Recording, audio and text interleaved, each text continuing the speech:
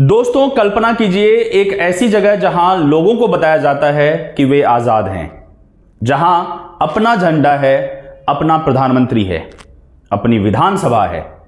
लेकिन जब वही लोग अपने अधिकार मांगते हैं तो उन पर गोलियां बरसा दी जाती है। आज पाकिस्तान अधिकृत कश्मीर यानी पीओके की सड़कों पर खून बह रहा है। 30 से ज्यादा लोगों की मौत की खबरें, 200 से अधिक लोग घायल, इंटरनेट बंद, सेना तैनात और पाकिस्तान की सरकार पूरी दुनिया के सामने सवालों के घेरे में।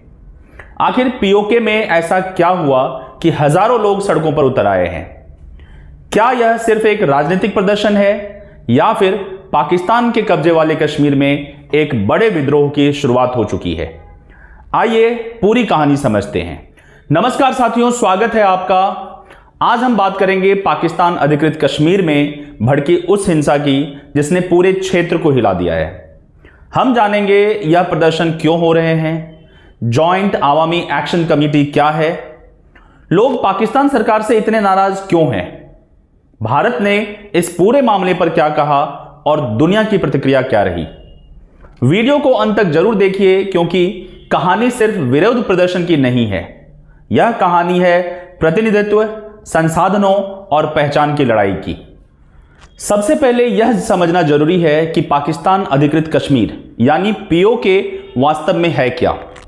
भारत के अनुसार पूरा जम्मू कश्मीर भारत का अभिन्न हिस्सा है, लेकिन 1947 के बाद पाकिस्तान ने इसके एक हिस्से पर कब्जा कर लिया। आज उस कब्जे वाले क्षेत्र को पाकिस्तान दो भागों में बांटकर चलाता है। पहला हिस्सा जिसे वह आजाद जम्मू कश्मीर कहता है और दूसरा हिस्सा जिसे गिलगित बाल्टिस्तान कहता है। नाम भले ही आजाद हो, लेकिन वास्तविकता यह है कि यहां की अधिकांश महत्वपूर्ण शक्तियां इस्लामाबाद के नियंत्रण में हैं। यानी लोकतंत्र दिखाई देता है, लेकिन फैसले कहीं और से होते हैं। दोस्तों, अब आते हैं उस संगठन पर जिसने इस आंदोलन को जन्म दिया। नाम है joint Awami action committee, JAAC। इसका गठन 2023 में हुआ था। शुरुआत में यह संगठन महंगाई, बिजली दरों और सब्सिडी के मुद्दों को उठा रहा था। पीओके के लोग वर्षों से एक सवाल पूछते रहे हैं, अगर हमारे पहाड़ों और नदियों से बिजली पैदा हो रही है तो हमें महंगी बिजली क्यों मिले? अगर हमारे संसाधन इस्तेमाल किए जा रहे हैं तो हमें उसका फायदा क्यों नहीं मिल रहा? यही सवाल धीरे धीरे आंदोलन में बदल गया। साल 2024 में JAAC ने बड़ा प्रदर्शन किया। लोगों की मांग थी सस्ती बिजली, सस्ता आटा, आर्थिक राहत। उस समय प्रदर्शन हिंसक हो गया जब लोगों की मौत हो गई, लेकिन दबाव इतना बढ़ा कि पाकिस्तान सरकार को झुकना पड़ा। 23 अरब पाकिस्तानी रुपए का राहत पैकेज घोषित किया गया। बिजली दरों और सब्सिडी में राहत दी गई। ऐसा लगा कि मामला खत्म हो गया, लेकिन असल समस्या अभी बाकी थी। 2025 में आंदोलन फिर शुरू हुआ। इस बार मुद्दे अलग थे। लोग इंटरनेट स्वतंत्रता की बात कर रहे थे, मोबाइल सेवाओं पर नियंत्रण का विरोध कर रहे थे, अभिव्यक्ति की स्वतंत्रता की मांग कर रहे थे। फिर झड़पें हुई, फिर मौतें हुई और फिर कुछ वादे करके मामला शांत कर दिया गया। लेकिन जनता का गुस्सा अंदर ही अंदर बढ़ता रहा। दोस्तों, अब आते हैं सबसे महत्वपूर्ण हिस्से पर। जुलाई 2026 में पीओके में विधानसभा चुनाव होने वाले हैं। यहीं से शुरू होता है पूरा विवाद।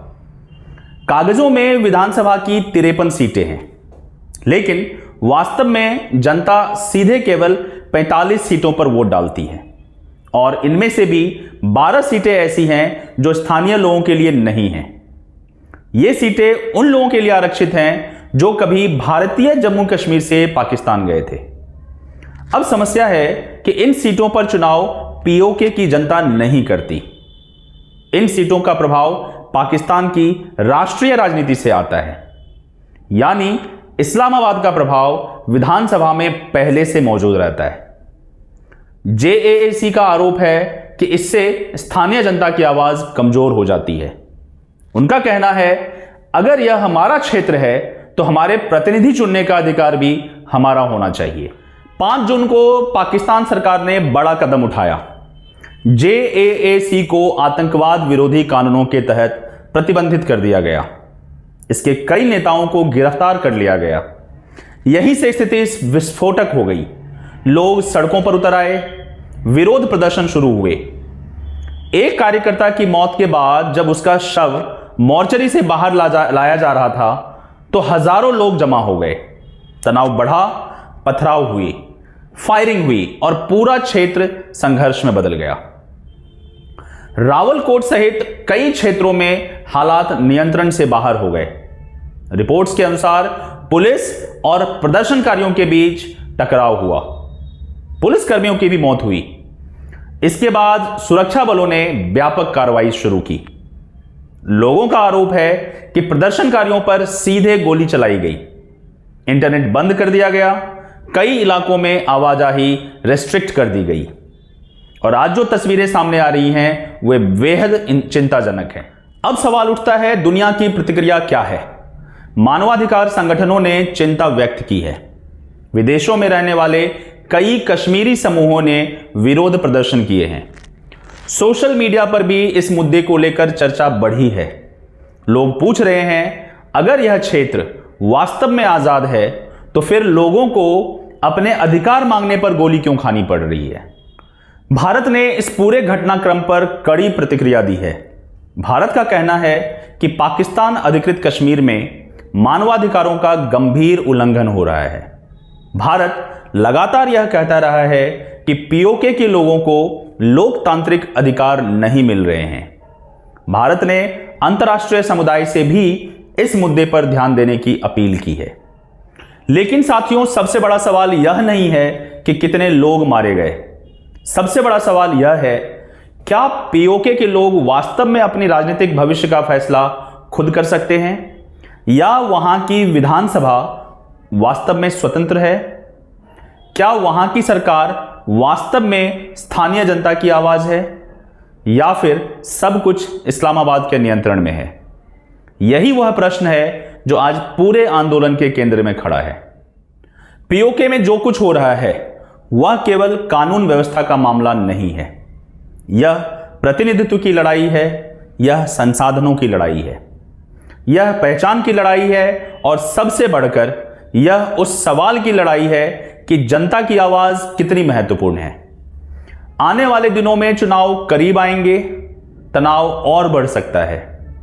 दुनिया की निगाहें अब पाकिस्तान अधिकृत कश्मीर पर टिकी हुई हैं। देखना होगा कि पाकिस्तान सरकार संवाद का रास्ता चुनती है या फिर दमन का। आप इस पूरे घटनाक्रम को कैसे देखते हैं? क्या यह लोकतांत्रिक अधिकारों की लड़ाई है या फिर एक बड़े राजनीतिक संघर्ष की शुरुआत? अपनी राय कमेंट बॉक्स में जरूर लिखिए।